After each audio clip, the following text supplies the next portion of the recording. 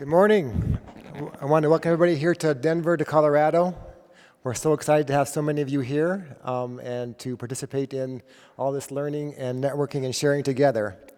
I am Randall Reitz. I'm one of the co-chairs for this year's conference. And I'm going to introduce our upcoming plenary session. Okay, so we're calling this Integrating an Entire State, the Colorado Story, from sowing seeds to harvesting fruit. And this is going to be a collaborative group effort. Some introductions. We have Larry Mauch, Professor Emeritus at the University of Washington, a founder of CFHA, and winner of CFHA's highest recognition, the Don Block Award. Helen Royal is CEO of an innovative FQHC that serves the mountain towns and communities of Colorado, and she's also a champion barrel racer in the rodeo. Polly Kurtz is a CFHA's previous CEO, a pilgrim, and the world's most extroverted introvert. Ben Miller is Chief Policy Officer at the Wellbeing Trust and a previous president of CFHA. Alex Holst is Director of Integrated Behavioral Health Transformation at the Rocky Mountain Health Plans. Mike Olson is Behavioral Medicine Faculty at the St. Mary's Family Medicine Residency in Grand Junction, and was the Director of coherent, which is a transformation initiative that brought integrated care to 23 rural clinics. Michael Talamantes is a faculty in the social work faculty at the University of Denver and a great mentor to many social workers in our community. Barbara Martin was the director of the Colorado State Innovation Model, which you'll hear a lot about today. And then, so they're all going to present brief narratives of their experience and kind of their contribution to building integrated care in Colorado. And then after them, we're going to have two distinguished discussants kind of reacting to that. First will be Susan McDaniel, professor at the University of Rochester, a founder of CFHA, winner of the Don Block Award, and probably the only person in the room, possibly, who has an award named after her. The SDFM Distinguished Behavioral Medicine Faculty Award is the Susan McDaniel Award. And then Frank Degree is chair of family medicine for about ever at the University of Colorado, also a founder of CFHA, a winner of the Don Block Award, and a previous president of CFHA. I will turn it over to our presenters.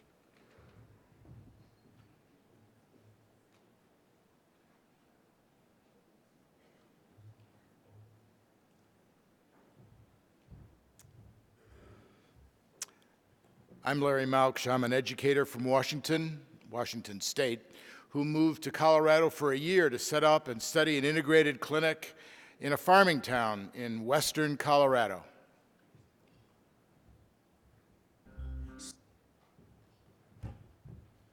Good morning. I'm Helen Royal. I'm a mover. This is a challenge to stand still. I'm, as Randall said, the head of a community-based health center up in the mountains of Colorado. Started my career in behavioral health and community mental health center, and moved over about 13 years ago to build an integrated care program in the mountains. And I'll show those challenges along the way.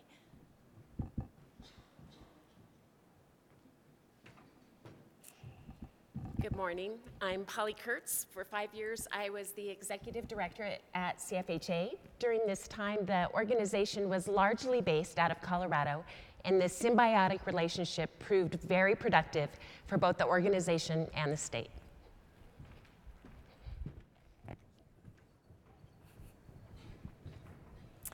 Hello, I'm Alex Holst. I'm a practice transformation coach employed by an innovative health plan in western Colorado, and we really saw the need for smaller rural practices to benefit from the same transformation efforts that larger, more urban health centers were able to access.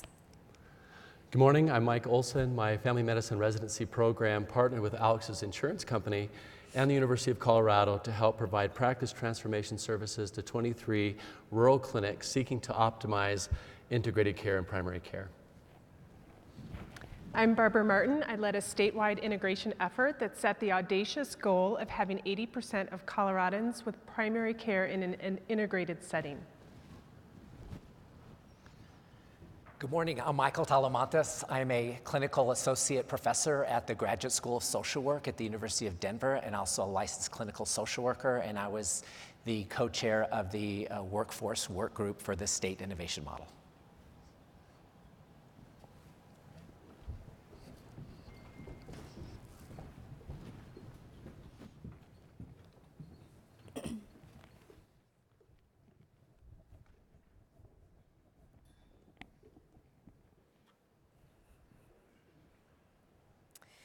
In 1998, Janet Cameron, director of a primary care clinic serving poor, uninsured adults in Mesa County, Colorado, was concerned about her staff's struggle to serve many patients suffering from mental disorders. Janet called her social worker friend Sally to ask if she knew anyone with relevant experience. Sally said, "Oh my, that's my husband's career focus." Larry, Sally, and their children moved to a fruit orchard in Mesa County for a year. Schedules are behind, Janet explained. Clinicians are overwhelmed. Our patients are poor. They're uninsured. They're suffering. Mental health is our problem. Poverty is the worst disease. A year of my family history and my professional adventure, giving memories of mountains, of patients and hiking trails, new colleagues, apricots, apples, and peaches, and system change in my front yard.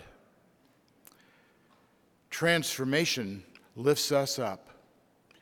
Training to detect, to treat, to follow, to consult, to share with teams, our nurses and medical assistants, and receptionists and social workers and physician assistants and physicians, and one therapist, me, changed and charged to share care. Poverty is the worst disease. Data showed our success and our failure. Data drove deliberation and determination. Data developed dollars, new therapists and systems and learning. Data gets distributed. We published 4 articles in 4 journals for you and for us. Images of poverty and transformation reveal our citations. A population studied compared to common primary care, 2, even 3 times as many patients with mental disorders and abuse and substance use. The most common patient presenting concern was problems with mood, not hypertension or diabetes or back pain or URI. Patients who cracked the threshold, the PHQ threshold, had so much more disability. Poverty is the worst disease. The clinic changed. Talking to patients differently helped us see what is your most important concern and what else. Continuity and access built from same-day connections between patients and the team to reinforce, to remind, to replenish. We raised transformation lifts us up. We raised $1 million to hire more mental health clinicians, to study our work, to sustain change. Thank you, Colorado Trust. Thank you, Sisters of Charity of Leavenworth, Kansas. Thank you, Caring for Colorado Foundation. Thank you, Robert Wood Johnson. Poverty is the worst disease. Stepped care to stop waste when systems sustain suffering. Hospital admissions went down. ER visits declined. Care shifted from primary to behavioral health. More patients seen more often by more team members. Transformation lifts us up. But wait, integration can turn into disintegration. Revision becomes reversion. Systems go backwards to make transformation into old formation. Training new members can become pain for old members. Old leaders stop or travel. Lassitude and homeostasis is to system change what climate change is to glaciers. Poverty is the worst disease. Leadership and board support, plus financial footing, pulls the curtain back for effective teamwork to celebrate reflection, program revision, presentation, and publication, all for better health. What is your recipe? Poverty is the worst disease, and transformation lifts us up.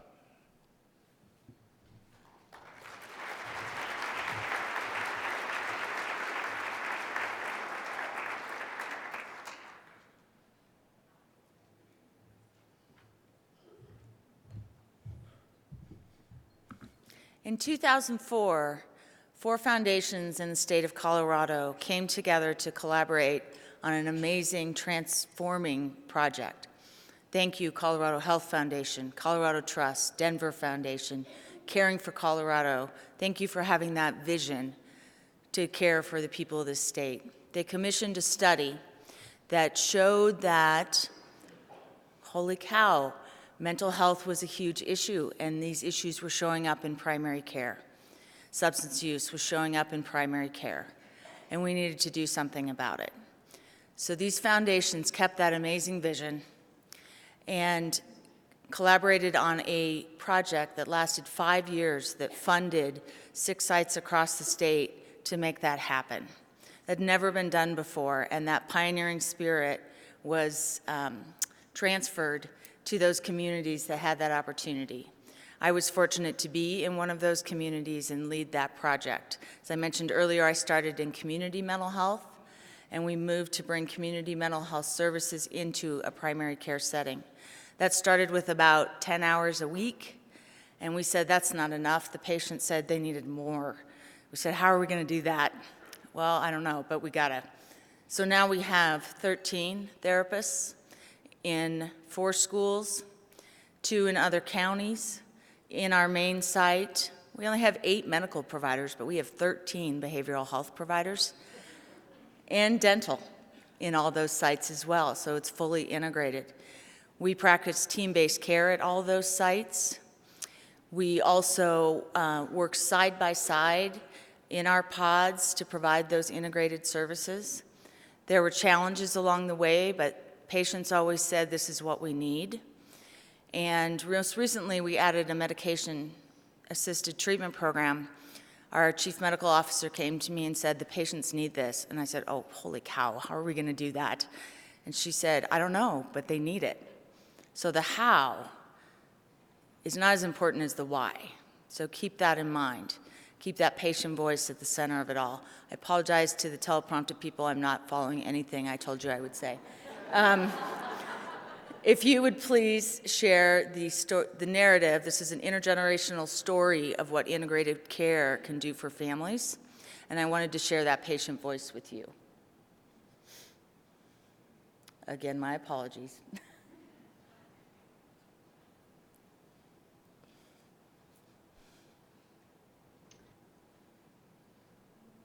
Can we get there? You want me to go on? Good. My name is Sarah, and my family has been using Summit Community Care Clinic for almost 2 decades. My mom moved to Summit County when she was 58, and she was working in a retail job, making a little over minimum wage. She didn't have insurance, and she started going to see doctors in the clinic when it was in the old building as part of public health. Then in 2006, when the clinic opened in the new building, my mom saw her doctor there and also started taking advantage of the dental benefits. She actually had a phobia of dentists and had very bad teeth decay until she came to Summit Community Care Clinic, and now she goes very regularly always to get her cleanings and get her teeth work done.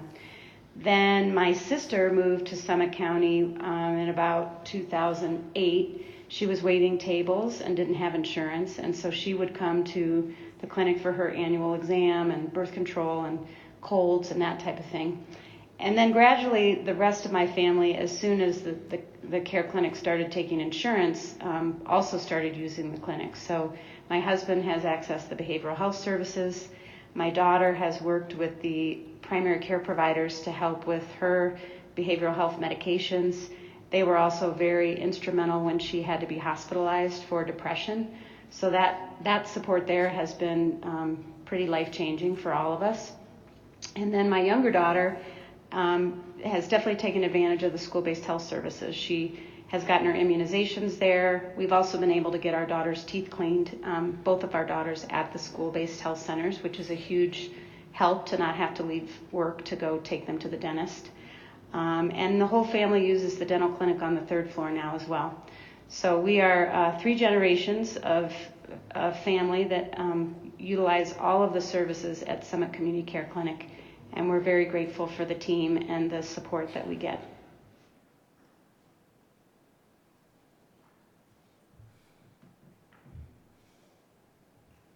Thank you for going rogue with me.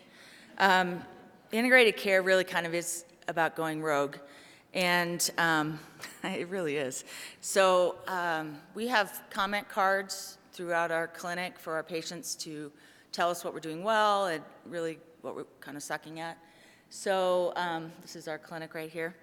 And so on those days when the hows feel like they're all capital letters and bolded, I go collect those and see if I can figure out how to get us back to the why. And I mentioned that our medical officer came to us and talked about our medication-assisted treatment program that no one in the community would touch. And she said, all our providers are on board, let's go for it. I'm the one who says how. And, but we reached back to that pioneering spirit of those funders that said, you got to do this. We'll support you, but you have to figure it out. You have to continue to do it. So I carry this comment card around, and I always get a little choked up. So his name is blocked out for those HIPAA people that are concerned that I'm carrying around. If anyone could identify his handwriting, good luck with that. So I wanted to end with this to emphasize how important the why is so you can leap over the hows. And I name my readers. I couldn't be more pleased by the treatment I have been receiving here at the Care Clinic for my substance abuse problem patient in the new MAP program. Dr. Cowie and staff are truly compassionate, that's lovely, Dr. Cowie, and genuinely want to help. This means the world to me. Dr. Cowie and the staff have given me another chance of life.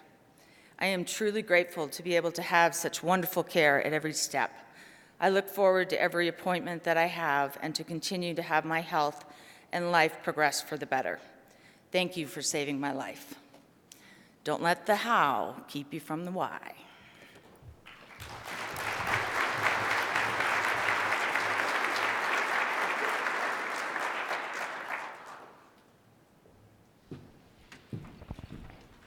Good morning, everyone. So good to see you all. Today, I've been asked to speak about the unique role of CFHA in the advancement of integrated care in Colorado. In short, CFHA operates as a catalyst, and Colorado integrated care leaders have done an exceptional job of leveraging their capacity by using CFHA in this way. From the early stages of the integrated care movement, it was clear that Colorado had many passionate stakeholders working within their own individual healthcare practices, academic institutions, and health systems, but not necessarily working collaboratively.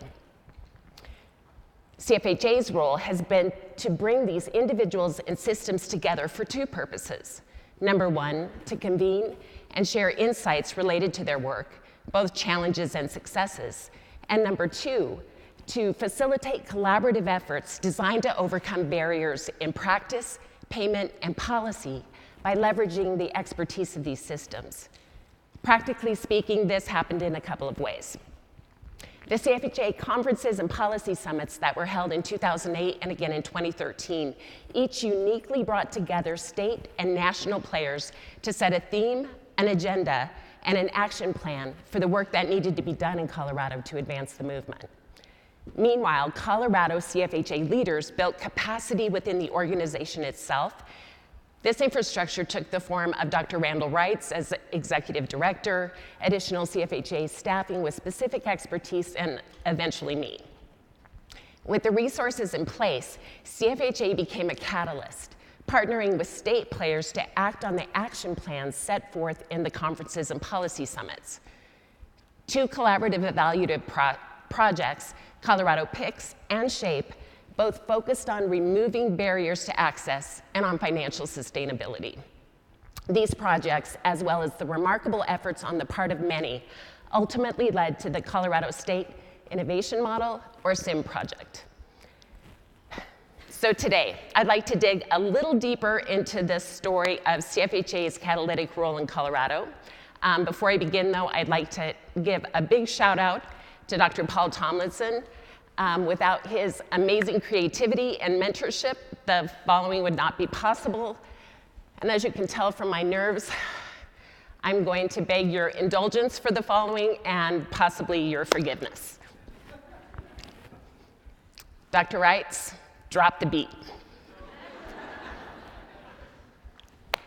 A CFHA, a CFH, a CFHA, a CFH. Colorado's got a catalytic converter, bringing stakeholders together like a cat herder, leveraging capacity through collaboration, all for the cause of better healthcare integration. CFHA. A CFH. Integration. A CFH. Step 1. The 08 conference in the Mile High City was a catalyst all on its own, talking about teamwork, how it's tricky, but it's the key to the medical home. Same year, from the policy summit, we got an integration to-do list.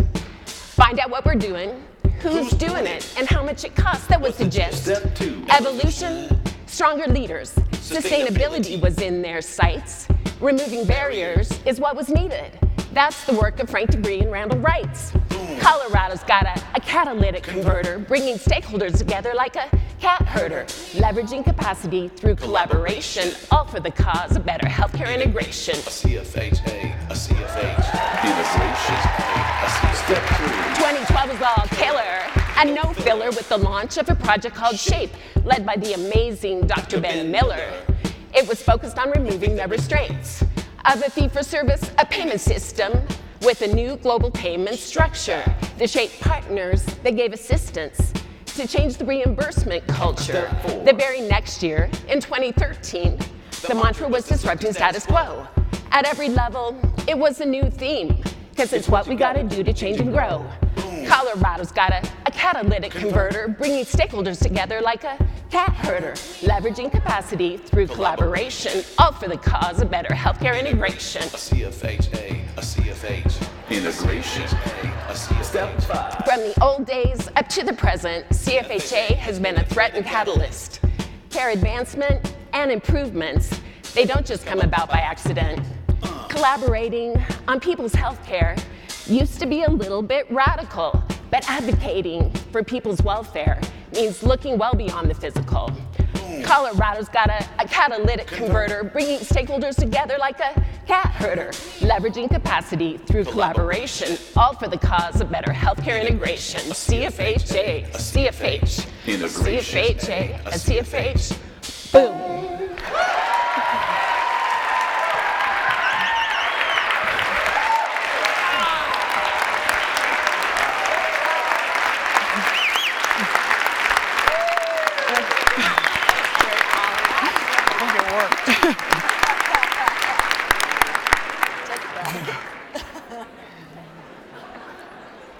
Chief Strategy Officer for Wellbeing Trust.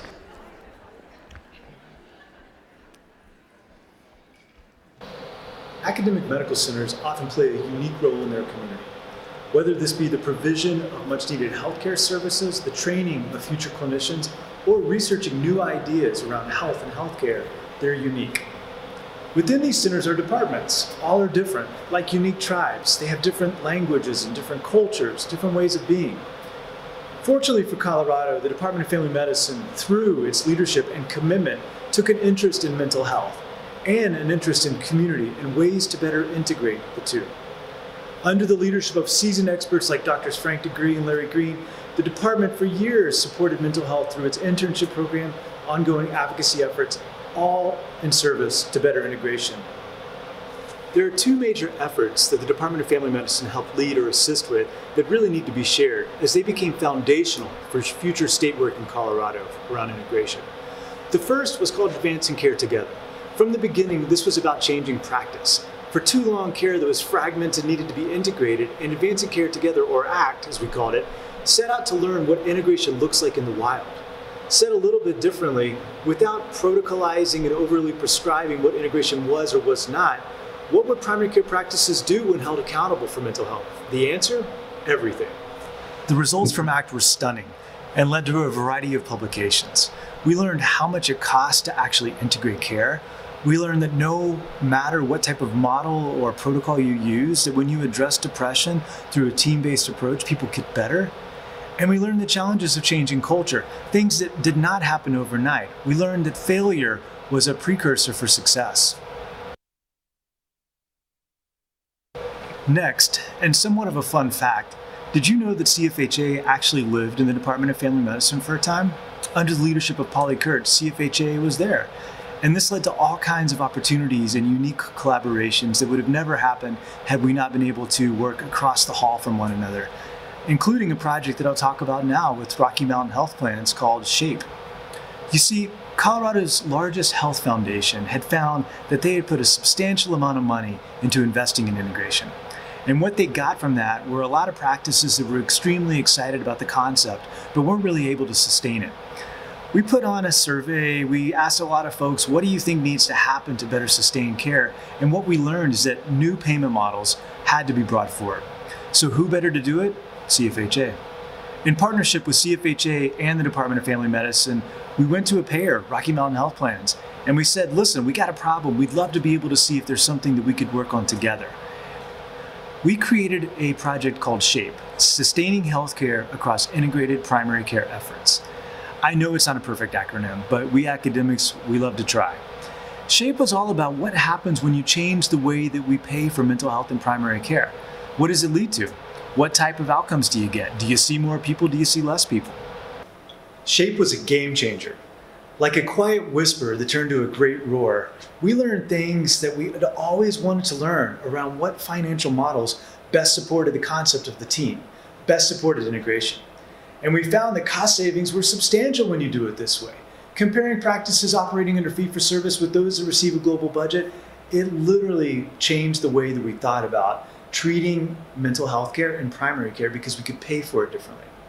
Cost savings are known when we address mental health better with chronic disease. Everyone knows that. Studies have been out there for a while. The SHAPE project showed that the payment model is also a major factor in helping achieve the most robust cost savings. So would these things have happened without the university? Advancing Care Together, SHAPE, perhaps. But the university played a critical role in being able to organize and bring people together that had not been brought together before. It was able to lead, provide resources, some scientific academic backing to make sure that a lot of the voice the community was bringing was strengthened through rigor. Sometimes universities get a bad rap, and appropriately so. They may be disconnected from community, they may be the ivory tower on the hill that doesn't want to partner with others. But in the case of Colorado, the university, the academic medical center did want to partner, did want to make a difference.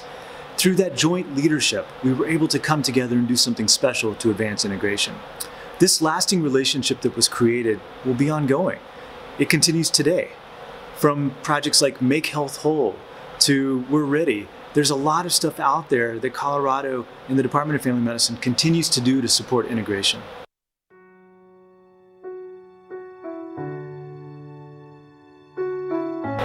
So what's your relationship like with your academic medical center? Perhaps you're an academic and you wonder, well, what's my relationship like with the community? Maybe you're in the community doing clinical care and you're like, what's my relationship with my academic medical center? No matter which end of the spectrum you're on, it's an opportunity to come together.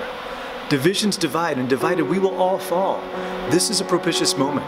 This is our time to be able to bridge some gaps, come together in service to advancing integration in this country. What will you do about it?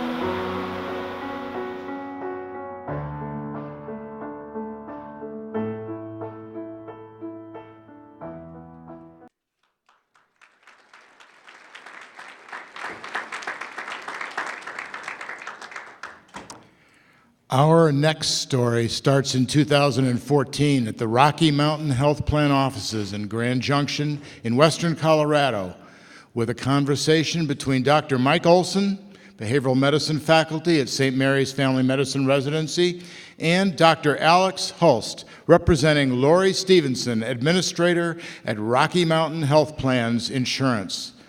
The project being proposed, called CoEarth, or Colorado is it expanding access to rural team-based healthcare, would ultimately result in partnerships between St. Mary's, Rocky Mountain Health Plans, the Caring for Colorado Foundation, and the University of Colorado Department of Family Medicine. Hi, Lori. Hi, Mike. How are you? Good. Good. I'd love to talk with you and your team about the idea of promoting integrated care in rural, underserved western Colorado. We know a lot of the work that's being done in the state is happening in larger urban areas and on the Front Range. There really is a great need in some of our small western Colorado towns for this kind of practice transformation. Our main goals, as I see it, would be to work with small rural primary care offices and to develop curricula to integrate mental and behavioral health care into primary care, partnering with Rocky Mountain Healthcare Plans, with your quality improvement teams that have worked with our small rural clinics, and to connect our family medicine residents to rural training opportunities and potential practice sites. What do you think? Well, we've had some great experiences with projects like SHAPE in the past with integrated behavioral health, and we've certainly seen the benefits, both in terms of cost savings for our plans, but also just a better quality of life for our members. We want to keep evolving to support behavioral health integration. We know that that's really important, but we don't really have any subject matter experts here at Rocky that could help us with that. CoEarth seems like it could be a good step in the right direction, particularly as we look at future value-based payments for integrated behavioral health. Plus, we know that Colorado is coming down the pipeline with the state innovation model and a more statewide initiative on integrated behavioral health, so a smaller scale project like CoEarth would help us get ready for that. Let's talk some specifics. What would be your role and what would be our role? So kind of how I think about it is that our team would bring some expertise and training towards integrated behavioral health competencies, working in a residency system, as well as experience developing curricular and evaluative tools. We also have ties to former graduates that are practicing in the state who work in some of these rural areas in the Western Slope that they may be interested in partnering with us as well. What thoughts do you have? Well, we have a whole practice transformation team that's helped practices get ready for value-based payments and have more effective teams that work well together. And plus, we have long-standing relationships with most primary care offices in western Colorado. So we could help align this CoEarth program with other quality improvement work that we're helping them do. And we could have our team work alongside your behavioral health faculty to make sure that those changes are sustainable. That sounds great. Well, let's hammer out some of the specifics. 4 years later, 4 years later. Wow, Mike, 4 years has flown by. That was smooth. That was good. So what stood out for you about the last 4 years with CoEarth? You know, we've worked with practices from Cortez down in the southwest up to Craig on the northern border. We've worked with 23 unique primary care office sites. 21 of those residents have completed rural electives and rotations. 21 of our residents have graduated and work in rural underserved areas, with 12 of those residents staying here in western Colorado. All of the sites that we've worked with that have applied to SIM have been accepted, and they continue their work in integrated care. We've held 3 annual learning collaboratives with the support of our University of Colorado partners. They've supported these efforts through training and recognizing practices for their accomplishments. What reflections do you have? Well, we thought it was really beneficial for practices to get well-rounded support with expertise in behavioral health from your faculty and quality improvement with our team. And we thought that this was so helpful that we're planning to hire our own integrated behavioral health advisor so we can keep evolving. Her name is Alex Holst, and we think that we can convince her to stay in Colorado and not go back to Texas. What other key takeaways come to mind for you? So for me, it's really been about relationships. Working with Rocky, with your quality improvement advisors, our residency graduates, and really learning to trust the team and the process. Having these teams with multifaceted skills and expertise has really been a key. Lastly, and probably importantly for me, these practices that we worked with were resourceful.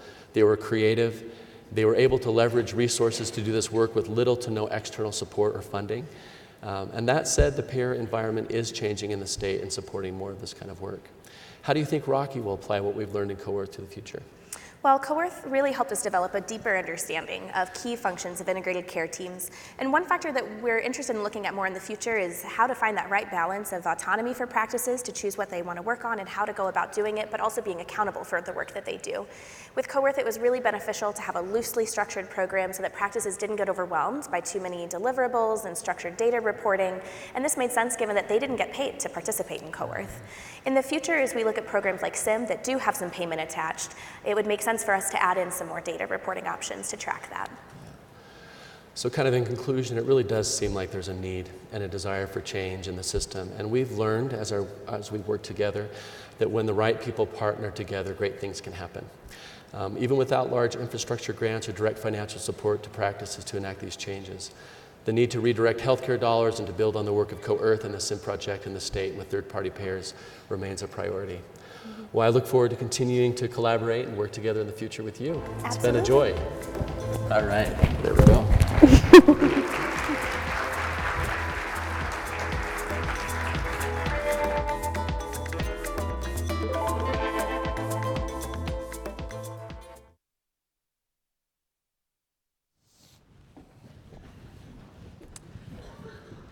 All right, here we are, the culminating conversation, the work the state has accomplished. When Michael and I were planning, he said, don't worry, after Polly's rap, no one will even listen to what we say. But you've heard many mention the state innovation model, and I'm going to talk a little bit about what it is and what it was. It finished this past July, but I think we've heard what it is. It's the culmination of the work that happened across the state, the work that Larry talked about in the 90s, that the Summit Clinic started in 2004. Those foundations that have been with us since the beginning were part of SIM as well. The work on the Western Slope to understand payment, and CFHA, my office was right down from Polly for a time. All of these partners are what SIM is, and created the opportunity and opened the door for our state to embark on this audacious journey. The Colorado State Innovation Model was funded from the Center for Medicare Medicaid Innovation. SIM was very much about driving health delivery transformation and payment reform. In Colorado in 2013, at the time that our proposal was being submitted, our local public health agencies were also completing their first community needs assessment as part of the Affordable Care Act. And what we found was that over 2/3 of the counties in our state identified mental health and substance use disorder as the #1 and 2 unmet needs in their community. So we not only had this rich foundation of work in the clinical setting, this foundation of stakeholders and leaders engaged in integrated care, but we now had communities demanding that we do something different. And we recognized we could not transform healthcare delivery without better addressing the behavioral health needs of our population. So we set forth to integrate behavioral health in primary care with a focus on these 4 pillars that we'll talk about today. Undermining each of these pillars, not undermining, supporting, were consumer engagement, workforce, policy, and evaluation. But what you'll hear from Michael is the increasing focus on workforce development and building capacity that we saw over the last 4 years as we implemented this initiative was essential to any successful work in integrated space. We have to support the workforce development. And that's where I come in. So I was minding my own business, sitting in my silo at the University of Denver Graduate School of Social Work when this SIM project was up and running or starting to get going. And really the engine of this catalyst was really these 8 work groups. And I was fortunate enough to co-chair this workforce work group with the one and only Ben Miller. And each work group sort of had their own charter that was really sort of the framework for how they were going to move forward with this implementation of the work that SIM was charged to do. And so this is our charter that's going to be coming up in a second. I won't read it to you, you can see it yourself. But basically, we had 20 engaged stakeholders from across the state working to basically assess to strategize, to plan. There's the 8 work groups down there, and I was that co-chair along with Ben Miller of one of these work groups. I'm kind of giving you a little example of what one of these work groups alongside, and really all of the work groups were kind of working this way.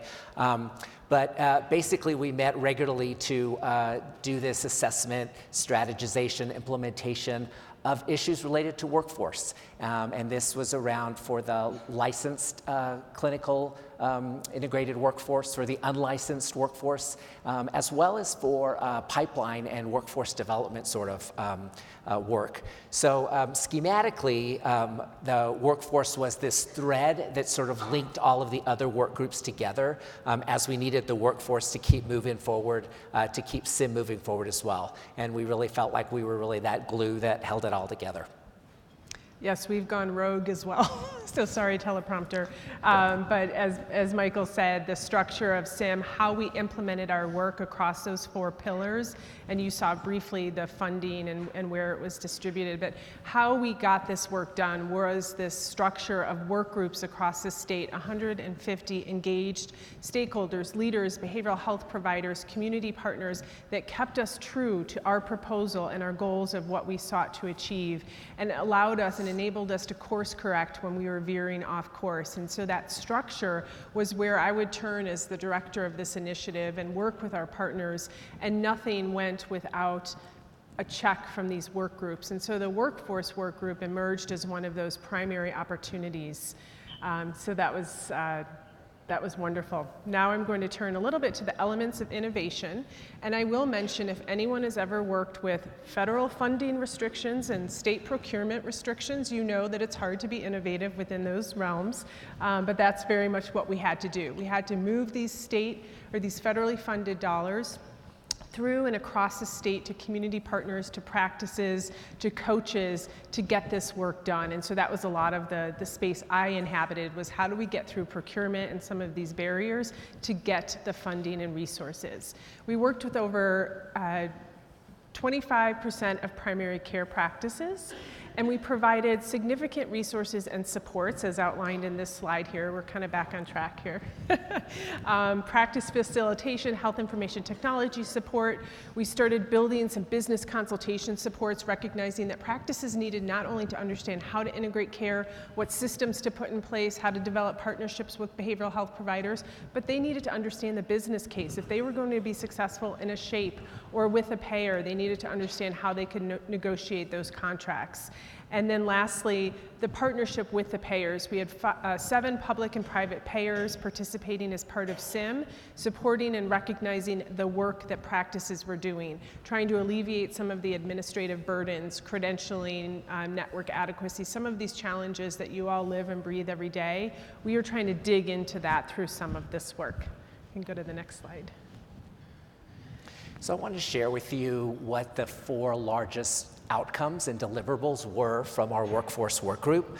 And so the first was that initiative that many of you all are familiar with, was the integrated behavioral health, what I call the Colorado competencies. And this basically was the roadmap or the framework for us moving forward with sort of everything that we did in terms of developing these competencies from this consensus conference, which really represented an interprofessional group of providers, educators, and experts in the field. Competence as a licensed behavioral health provider working in primary care refers to that knowledge, skills, and attitudes and their interconnectedness that allow an individual to perform the tasks and roles in that setting. The cross-cutting themes across a continuum from prevention to illness to address prevention, wellness, mental health, and substance use treatment, recovery, trauma, and even quality of life. This development of this working document was key for our efforts and the foundation for everything that this work group accomplished. There were also 2 major integrated behavioral health consortiums. Here's those 4 outcomes. If we can go to that next slide, please.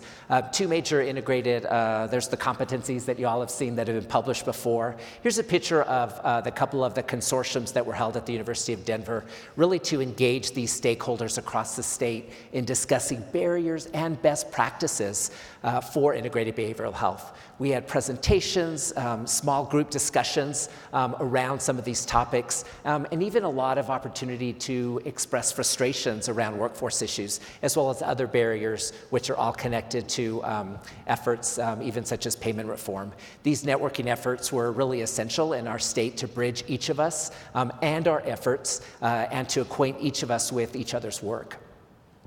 The e-learning modules were created by the CU Department of Family Medicine and the Office of Behavioral Health to cover A to Z topics for behavioral health integration in primary care, including videos on practice transformation and team-based care that are really suitable for all team members.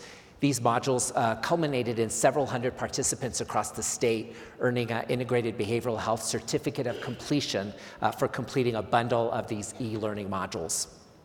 These modules live on through the University of Colorado Family Medicine and continues to be a solid introduction for team members or continuing education opportunities for providers to best prepare them for this work or to improve their existing skills. Most importantly, the workforce led to collaboration amongst these key stakeholders who normally don't necessarily play very well in the sandbox together.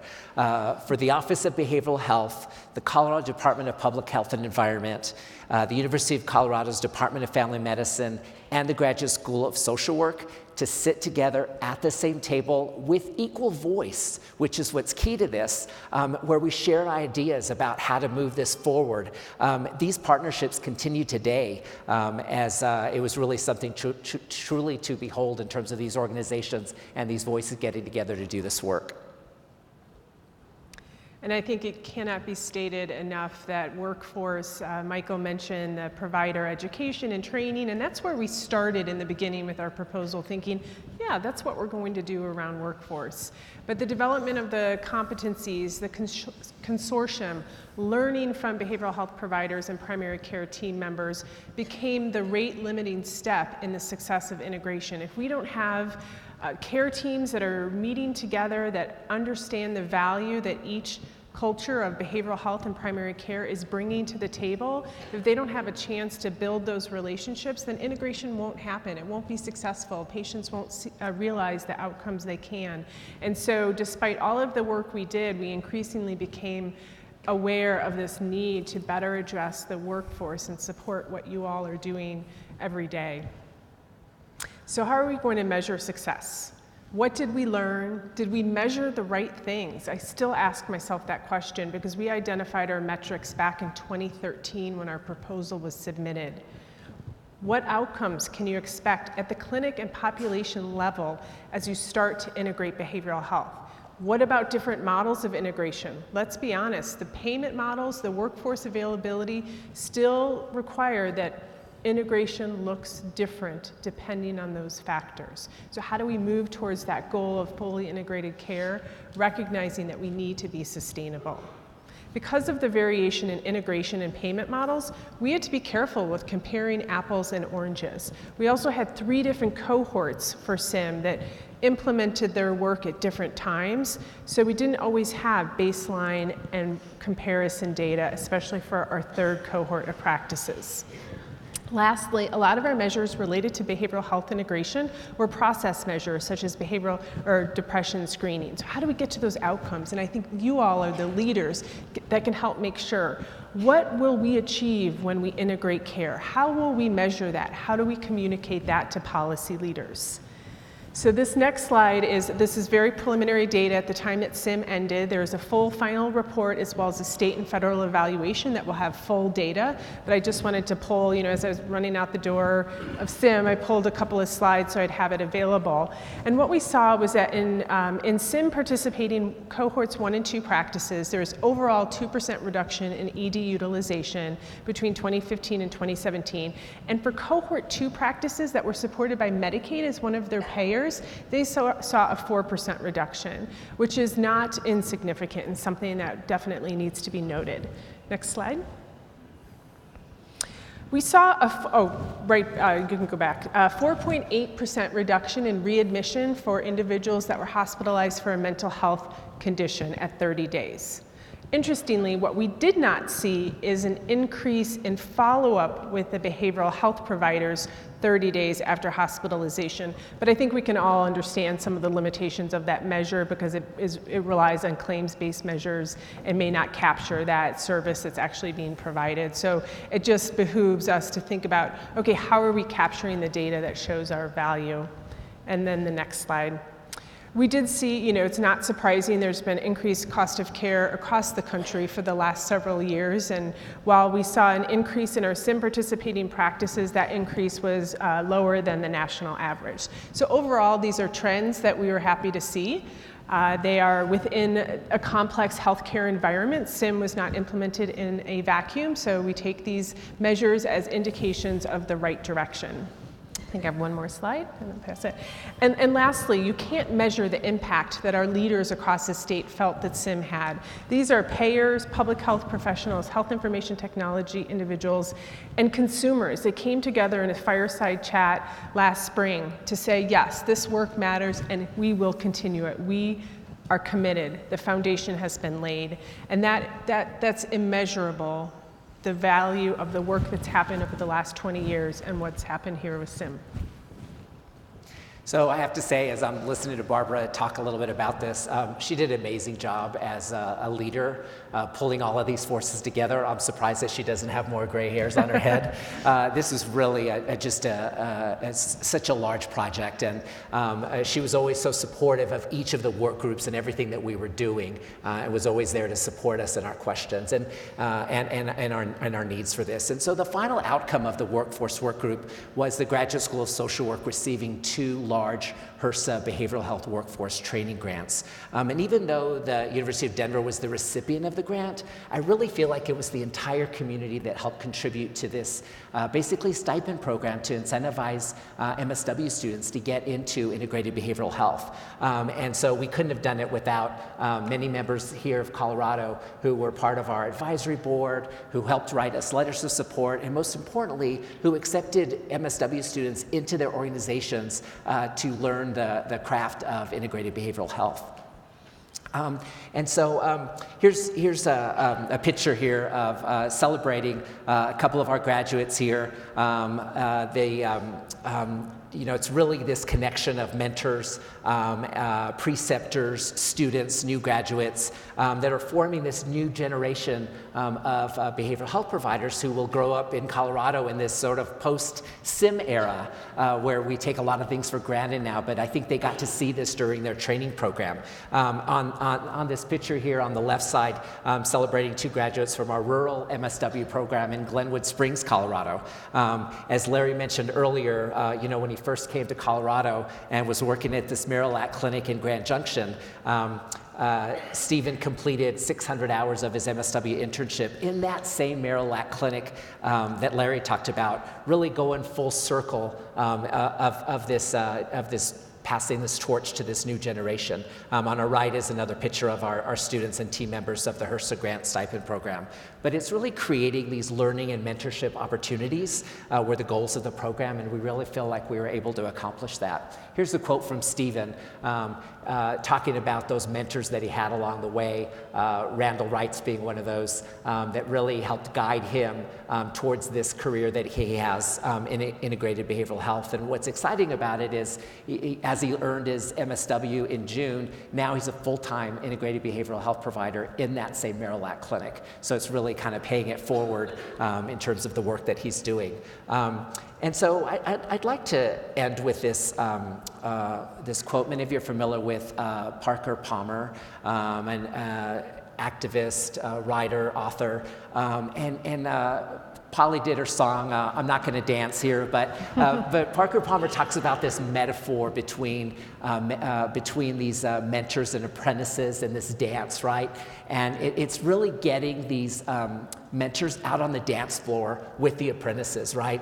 And learning that dance together where we share our experience with them while they share their enthusiasm and new ideas with us. And so if we don't get back on that dance floor, we're going to get stagnant and stale with that. So I encourage you all to do that dance in here, and maybe Polly will lead the song and we can all dance together with her on that. But really important in passing that torch to those new graduates and those new new workers in integrated behavioral health. So I encourage you all, if you're not doing it now in your programs, to please consider it, create these new opportunities for these students. It's the only way we're going to grow with these new ideas.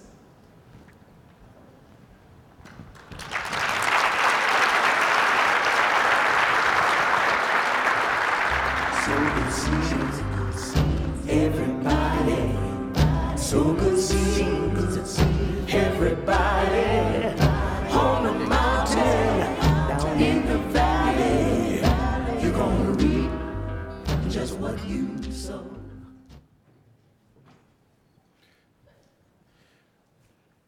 Well, this is really exciting, and from my part, you can see what a small experiment with the right kind of support and energy grows into. And now 20 years later, today I hear about Stephen, and I got to meet Jolene Joseph, Dr. Jolene Joseph, who is the new Behavioral Health Integration Director at Marillac. It's been a great 20 years.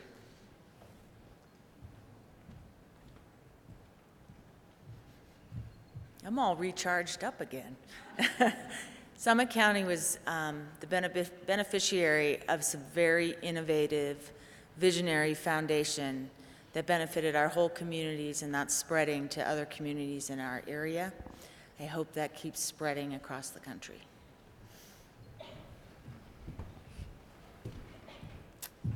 CFHA and the thought leaders and CFHA leaders in Colorado worked collaboratively to really catalyze the work that was being done and move it forward. So the question in any session about integrated behavioral health that comes up oftentimes is, how do we pay for it? And we certainly know there aren't any easy answers, but we do know that payers are really looking at ways to support integrated behavioral health. They want to support this. They want to find a way to steward their funds well. And so just know that now is the time to approach your payers with your ideas, to look at how you can partner, how you can help them get ready for value-based payments, and how your team is best equipped to help them do that. Just a last quick thought about Coherent. It just shows that over time, with small investments, with support and training to these small rural clinics, we can build great models across a broad geographic area in the state of Colorado, especially in underserved and populations that have a great need. I think in Colorado, the foundation has been set, partners are engaged, consumers and patients know that this is the care they want to receive, and I'm excited to see where it goes forward.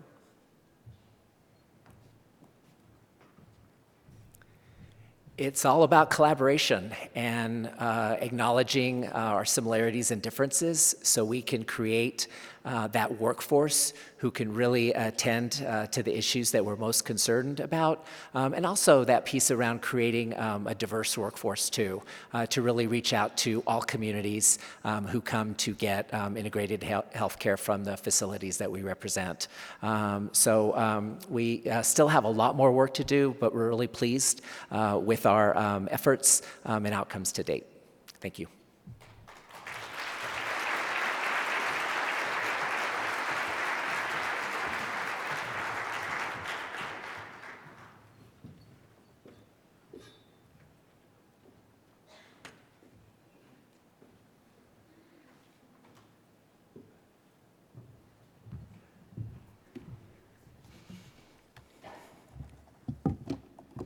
Good morning.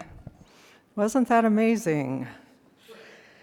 So thank you so much for the opportunity to comment on the amazing story of Colorado integration. And I don't know about you, but right about now, I have a serious case of Colorado envy, which you might recognize as a Freudian condition. I mean, really, You all have the University of Colorado at Denver, support from multiple foundations, a plethora of geniuses or near geniuses working here, science and art, and the Rocky Mountains? This is both extremely inspiring and entirely unfair. I've had the honor as a consultant of watching integrated primary care develop in Colorado over the last 15 or so years, from being the research and policy driver for the field to growing a lively statewide clinical and training operation. And as you can see, it's a thing of beauty. So much talent packed into one state. This morning, we have Larry Mausch, the relational rabbi of the integrated care movement, using responsive readings to show us the important healthcare transformation, how important healthcare transformation is to poor rural communities in America. Helen Royal gave us a beautiful example of how grant funding, consultation, and talent can transform care in a community health center. We used to think the ratio of primary care clinicians to behavioral health was 4-to-1. So I'm really glad to hear now that Helen has corrected that, and it's actually 8-to-13. And thank you to Sarah, who shared her family's experience with all that Summit has to offer. Polly Kurtz, who can no longer hide behind that I'm an introvert thing. So we're on to you, Polly. But her amazing creativity and that of Randall Rice, who I think can take this show to Broadway soon. He was the amazing director of what happened this morning. And both Polly and Randall, in their own ways, were both hubs and spokes in the wheel of CFHA, connecting us with each other, with ideas, and with funding. Ben Miller, fresh off his tour with Asleep at the Wheel, makes the propitious case for the university presence as a driver of innovation, and really the University of Colorado shows us how it's done. With creative leadership and a commitment to the community, we see one project after another, from ACT to SHAPE and SIM, with data to evaluate the elements of effective integrated care, and a keen recognition that failure is a necessary precursor to success. Mike Olson of St. Mary's and Alex Holst of Rocky Mountain Health Plan showed us how collaboration with aligned payment models and practice coaching can lead to transformation of multiple rural clinics. It's amazing. And finally, Barbara Martin and Michael Telamente show us how it all comes together with a focus on competencies, education, measurement, and the blood, sweat, and tears that has gone into the state innovation model. So thanks to all of you for inspiring us. We need your science, your music, your poetry, and prose for transformation anywhere to ignite and endure. For the balance of my time, I want to consider the question that Rabbi Mausch posed: what is your recipe? The question is key, but first we have to answer, what problem are you trying to solve? While there are commonalities to our problems, there are also distinct differences based on our cultures, economies, regulations, institutions, leaders, teams, patients, and their families.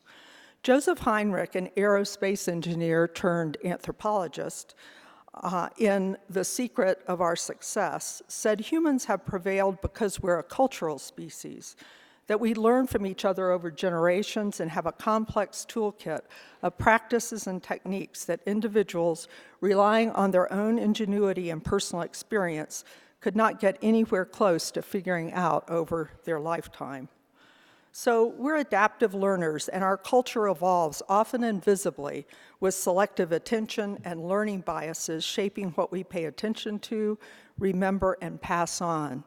This means we each have to attend to the collective brains of our communities, such that the specifics that were a secret of success in Colorado may not work in California. Yet the general principles may, and that's worth ferreting out. My own story is rather straightforward, and since completing my postdoc in Texas in 1980, I've worked at the University of Rochester in psychiatry and family medicine. In 1982, I began working with family physician Tom Campbell to develop a practical primary care curriculum for the family medicine residents based on family systems theory. This was our initial early view of collaboration when my hair was still blonde. At our family medicine residency clinic for poor, underserved patients, we taught our residents how to diagnose the common behavioral health problems in primary care. We taught them how to make a referral using the patient's language and concerns, but we couldn't induce the appropriate collaborative spirit in our mental health colleagues. We had developed a new cultural adaptation within the walls of our clinic, and it was a beautiful thing. But other members of our species were adapted to a different culture, one in which health and mental health were seemingly unrelated entities funded by different state agencies with separate leaders, languages, beliefs, and pots of money. After a year of brilliant interventions that produced no shared biopsychosocial mental model, we had to admit we were stuck. More out of desperation than innovation, in 1985, we stumbled into providing integrated behavioral health services when we hired family therapist Dave Seaburn to see patients right in our primary care clinic, hoping this might solve the problem. We were amazed at our success, immediately eliminating barriers to treatment and the communication problems among professionals. We brought mental and behavioral health inside our walls so we could share a biopsychosocial mental model and develop processes together that best met our patients' needs. But how did it happen that we didn't just give up? Some of it is the oxygen in Rochester, for those of you who came last year. Each place has its own unique atmosphere, and we are super lucky to have inspiration from Rochester's 19th century change agents, Susan B. Anthony and Frederick Douglass. So whenever we get too frustrated about our own petty difficulties, we can look across the street at Mount Hope Cemetery, where both are buried, and remember their struggles. I mean, after a life of advocating as part of the suffragette movement, Susan B. died 14 years before women even got the vote, so surely we can hang on. We also have heroes from the 20th century, two men who applied to humans the general systems theory that swept 20th century science. George Engel, an internist and father of the biopsychosocial approach, and Lyman Wynn, a psychiatrist, psychologist, pioneering family therapist, and behavioral genetics researcher. Their work formed the foundation for our approach to integrated care. Tom and I had each worked with George and Lyman, so we had fertile ground on which to develop our ideas. Now, perhaps about now, you're starting to develop Rochester envy, which I understand because it is a pretty special place with special people. But the possibilities exist for each of you as well. To figure out how takes a fair amount of adaptive learning, intellectual humility, random good luck, time and persistence, careful attention to building strengths, building community, and attention to failures. And I think about this because for the past 26 years, we've been doing a 5-day training every June on integrated care and medical family therapy. People come from all over and are wowed by our faculty, our resources, and our programs. I worry it can unwittingly appear that this happened easily and quickly, and that the specifics, not just the principles, can be simply generalized. As Heinrich pointed out, all cultural learning is tailored to a specific environment with a lot of trial and error that's certain to include failures. So for that reason, I want to describe a couple of the challenges that we endured over the past 37 years, because otherwise we can give the impression that accomplishments like those in Colorado or Rochester or Greenville or Seattle emerge from the brilliance of individuals. While this may be a necessary element, it's not a sufficient explanation. Like the power of understanding an individual in the context of family and loved ones, describing any healthcare transformation requires understanding it in the context of socioeconomic and cultural adaptations and learnings. So back to my story. After stumbling onto an integrated care approach in 1985, we had about 15 years of a clinical honeymoon. We grew interprofessional faculty, curricula, and trainees. We were cooking with gas. Things were going so well early on that I had a genius idea.